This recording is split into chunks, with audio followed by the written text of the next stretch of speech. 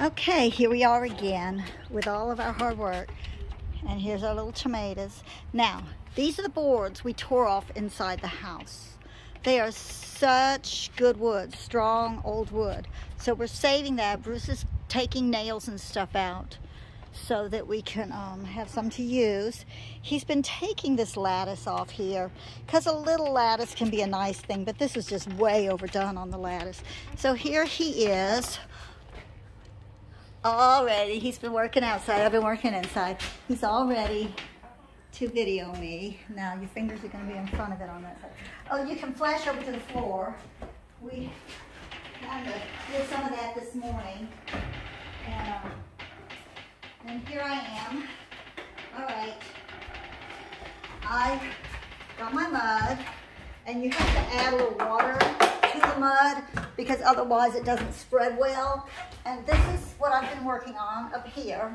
So I'm just going to show a little bit of it. I like to use a wide broad knife. Some people like a narrow one, like 6 inch, but I just tend to do better with a wide one.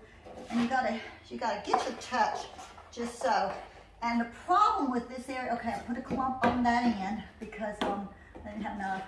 And the problem with all this is that they've already put some texture on it. And anytime you've got texture on something, you've got a lot of trouble with it rippling when you pull your mud across.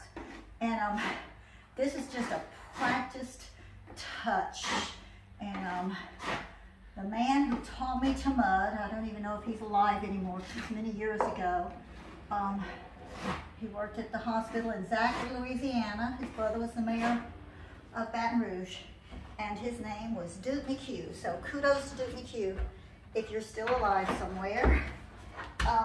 I like this fiberglass tape. Some people prefer paper.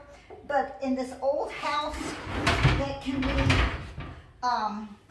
be exposed to moisture, the fiberglass does better. If you'll flash it up there was paper tape up there, but it was showing and I pulled it off. So here I am.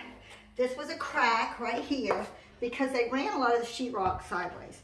So I put the fiberglass tape on it, and then you go over it, and it kind of gumps up. I keep having to wipe it off. It's kind of like an art project, you know? Does anybody like working with clay? It's kind of like that, and I'm kind of an artsy person, so this is just right up my alley. Whoops.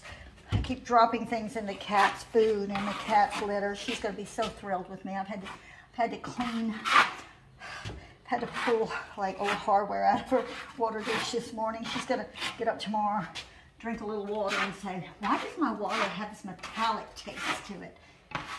I'm not going to tell her it's because of all the drapery hardware that I spilled in her water. Now, this is just what you call the first bed, so it's going to be far from perfect.